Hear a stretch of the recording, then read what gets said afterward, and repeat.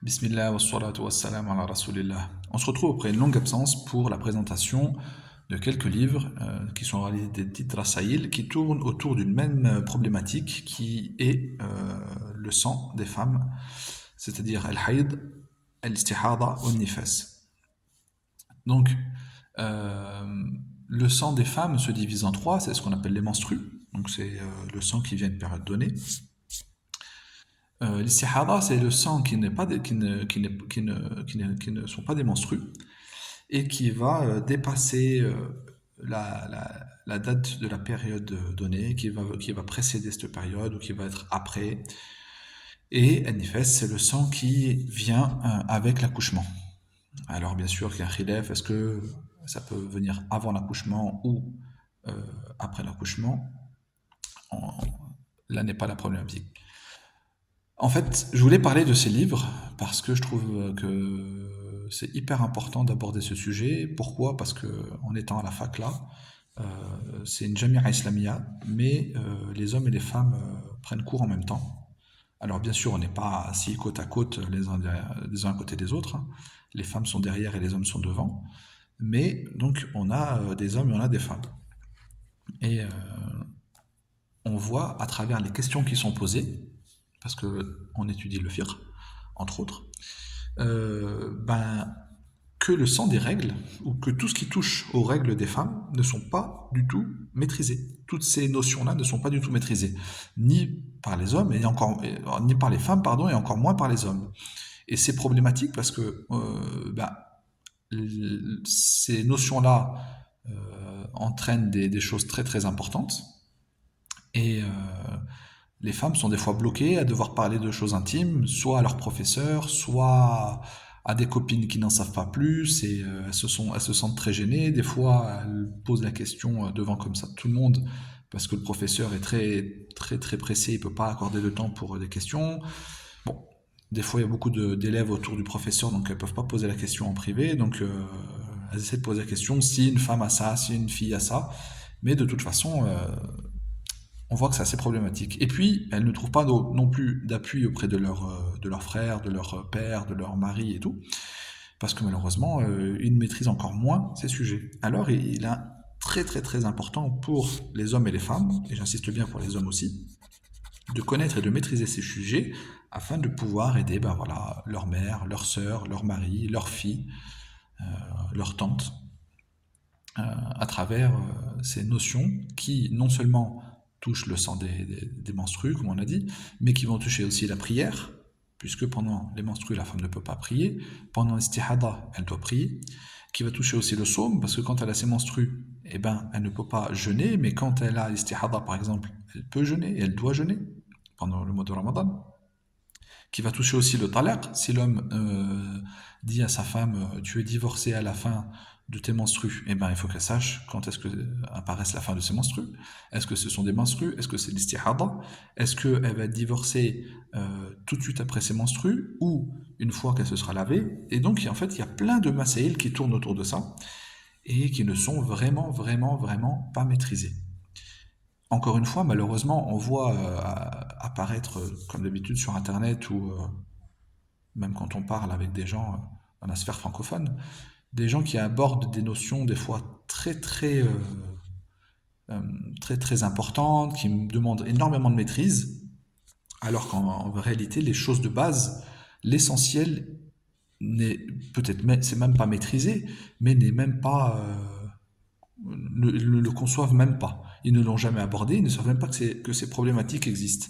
Et c'est vraiment très très très difficile et c'est très peinant à voir que ben, on se préoccupe toujours de certaines masaïl, toujours les mêmes, alors que les choses qui nous sont essentielles, on passe totalement à côté. Alors je voulais vous présenter quelques petits livres. Alors là, ce sont des livres sur le madhab Hanafi, mais c'est des choses qu'on peut trouver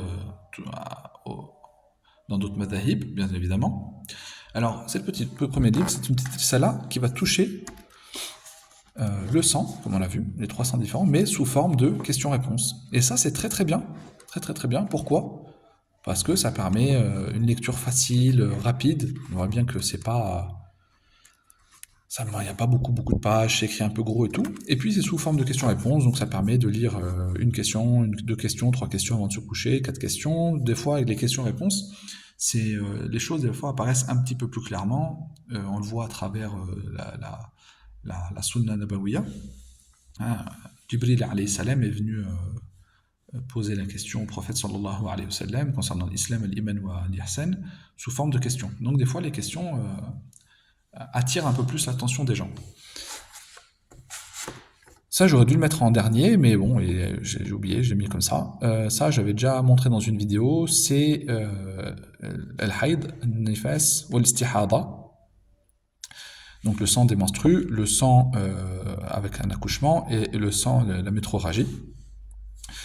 Mais de façon beaucoup plus développée et selon les différents madahib avec leur adilla. Et le shir fait un niqash autour des différents madahib et il fait un tarjih. Alors, on est d'accord, on étudie le fiqh selon un madhab, on applique le madhab. Étudier sur un madhab, c'est pas l'étudier et puis appliquer ce qu'on veut après. Sinon, ça n'a aucun but d'étudier un madhab. On étudie un madhab pour l'appliquer. Mais c'est vrai que des fois, on ne comprend pas où est le khilaf, où on n'a pas notion du khilaf, où on voit pas vraiment ce qui pourrait être problématique. Et à travers ce genre de rasaïl, et ben, qui nous montre, ben voilà, ils ont divergé sur ça, par rapport à ça, et ben, ça permet des fois de voir plus clair sur certaines choses. Alors, bien sûr, c'est pas forcément à mettre entre toutes les mains, parce que le grand débutant ou la grande débutante va plus se perdre qu'autre chose, mais c'est pas dans un but de chercher la vérité et d'appliquer ce qu'on appelle le qawl rajih, la parole la plus forte ou prépondérante, mais c'est plus dans un souci de essayer d'approfondir voilà, où se base la problématique, où se basent les différentes opinions des différents imams et sur quoi se sont-ils basés. Donc c'est des fois très très bien. Encore une fois, une risala sur al-hayd wal-nifas, toujours sur le madhab hanafi. Bon, ça c'est un livre simple, vraiment pour débutants. Et puis là, on a un livre qui est très connu, qui a deux explications. Le premier, en fait, le metn, c'est d'un imam qui s'appelle El-Birgiwi. El-Birgiwi, là, le kaf avec la barre en haut, c'est le gay. Qui est un shir qui est très connu, qui était hanafi et qui a écrit une risala sur al-hayd. Et Ibn Abidin, l'imam Ibn Abidin, qu'on appelle Khatim al-Muhaqqiqin, en a fait une explication. Donc c'est vraiment excellent. Ibn Abidin reste la référence, son livre qui s'appelle Al-Hashiya, la Hashiya qui s'appelle la Radd al-Muhtar, est une référence dans le madhab Hanafi. Et donc là, c'est une explication du metn, comme on pourra en trouver dans tous les autres madhahib. Et ce metn-là, d'Al-Birgiwi, a aussi une autre explication. Et moi j'aime bien toujours lier ce genre de choses, lier un metn avec énormément d'explications différentes, puisqu'il y a un khilaf, quel est le mieux? Est-ce que il vaut mieux lire une seule explication et se baser sur elle et enchaîner faire étape par étape, ou est-ce qu'il vaut mieux prendre un livre et essayer de regrouper le maximum de shuruh et essayer de maîtriser ce livre en se disant bon ben je n'omets aucune chose et j'essaie de maîtriser tout ce que je lis. Et moi j'aime bien cette méthodologie de dire je prends un metn et j'essaye de regrouper tout ce que je peux autour de ce titre. Donc voilà, je voulais vous partager ceci en insistant encore une fois sur le fait qu'il est très très important pour l'homme et pour la femme de connaître ce qui touche le sang de menstrues, de la métrorragie et du nifas, parce que ça engage plein de choses. Ça n'engage pas seulement le sang. Ça engage la prière, ça engage le psaume, ça engage les ablutions, ça engage le fait de pouvoir lire le Coran ou non, ça engage le fait de plein de choses. Et il n'est pas normal que l'on voit dans la sphère francophone ou même international, des gens parlaient de problématiques qui soient beaucoup plus grosses, beaucoup plus complexes, alors que ce genre de choses ne sont pas maîtrisées. هذا والله أعلم وصلى الله وسلم على نبينا محمد. معنا نهج حياة جئنا تبصرة عن كل ضلال أعددنا بضع رسالات تحمل نورا للأجيال معنا نهج حياة جئنا تبصرة عن كل ضلال أعددنا بضع رسالات تحمل نورا للأجيال